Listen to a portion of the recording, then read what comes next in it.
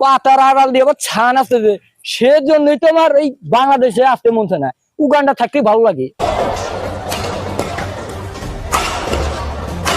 ছোট ভাই, হ্যাঁ ভাই গো। এই র্যাকেট কিনে আনলাম, তা তো খেলার জায়গায় দেখি না, মাঠ তো বানানো নাকছাল না। র্যাকেট খেলার যে খরচ, এই লাইট কিনো, এই র্যাকেট কিনো, নেট কিনো, এত খরচ র্যাকেট খেলি পোষাবো? তাও তো খেলন তো নাকবো, শীত যখন এখন লো।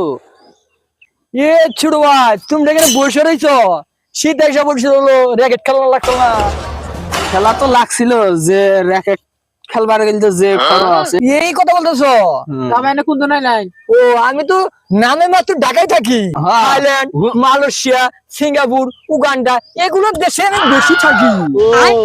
আর এখন তো আমরা ঢাকায় থাকো খালি। নামে মাত্র ঢাকায় থাকি, ওই দেশে আমি ব্যাডমিন্টন টুর্নামেন্ট খেলাই। তাহলে ভাই র্যাকেট খেলতে মেলা খরচ, তাহলে আমার কিস্তি হাত দেন, তাহলে আমরা মাঠ বানাবার চাইছি। ও এই কথা বলতে ছোট ভাই, আমি মনে করো যে মানুষ ফুটবল ম্যাচ দেখা বাদ দিয়ে আমার খেলা দেখে, কারণ আমার খেলা তো টিভির পিছনে পর্দা দেখানো হয়। তাহলে ভাই আপনার খেলা কোন টিভিতে দেখে, কোন চ্যানেলে দেখে? আমার খেলা তো টিভির পিছনে পর্দা দেখানো হয়, তোমরা দেখো না টিভির পিছনে পর্দা। আর বিকালে তোমরা আমার সাথে দেখা করো, তোমাদের জন্য 20,000 টাকা দিবনি এই র্যাকেট খেলার আয়োজন করতে, ঠিক আছে? তোমরা থাকো এখানে বসে, আমি চলে যাচ্ছি। আমার আবার আরেকটা নেদারল্যান্ডের একটা ম্যাচ আছে, ওই ম্যাচটা খেলে আসতে হবে, ঠিক আছে? বর্ষ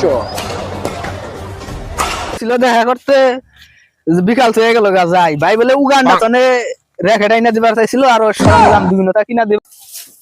বড় ভাই ওই পলাইকে, ও ছোট ভাই পলা চিনের জায়গার পরিবেশটা অনেক ভালো, তো এটা দেখলাম আর কি।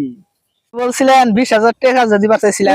20,000 টাকা তো অন্য কোনো ব্যাপার না, একটা টুর্নামেন্ট যদি আমি নেদারল্যান্ড যাই গেলি তাই তো 1 লাখ টাকা বিল দেয়, সমস্যা নেই। তোমরা 3 জন কত টাকা আনছো, দেও তো টাকা দি। আমরা কি কিছু তুলছি? ও আচ্ছা, সমস্যা নাই, যাও টাকা দাও।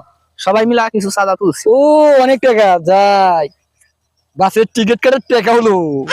কিছু কইলেননি ভাই? ও না কিছু বললাম না, তো বললাম কি তোমাদের নিগা সরঞ্জাম আনতে আমার ঢাকা যাইতে হবে, তার জন্য বললাম যে বাসের টিকিট এর টাকা হলো, এইটাই বললাম।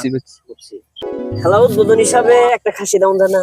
ও খাসি বাদে পোল্ট্রি দিলে হয় না, খাসির তো ব্যয়বহুল দাম, পোল্ট্রি দিলে ভালো হয়।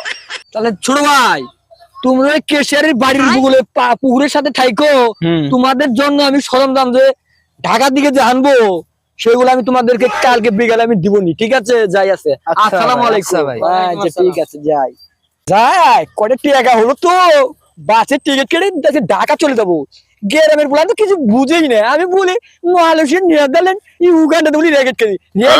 ছোট ভাই আচ্ছা বাড়িতে আসলাম, বেড়াই দেখতে ভাব দেখলাম, কুতুমি টাকা নিয়ে গেলাম, আমার দাম দেখি এটা, আমি চলে যাবো এখন।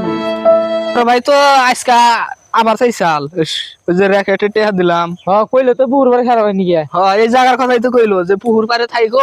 হাই হাই রে বড় ভাই, তো টাকা সব মাইরে নিয়ে গেছে গা। কেটে হ্যাঁ এই আমরা র্যাকেট কিনা নিয়ে টাকা দিছি। রে, আমি মাইশের কাছে সুপারি চুরি করে না, ওইটা হারিয়ে দিছিলাম। হায় হায় রে, এইটা নিয়ে গেছে গা। এই রে শীতের রাত মাসে তাই ঘুমাইয়া আমি রাইতে একটা মুরগি চুরি করে 500 টাকা দিছিলাম, শালাই তো নিয়ে গেল রে।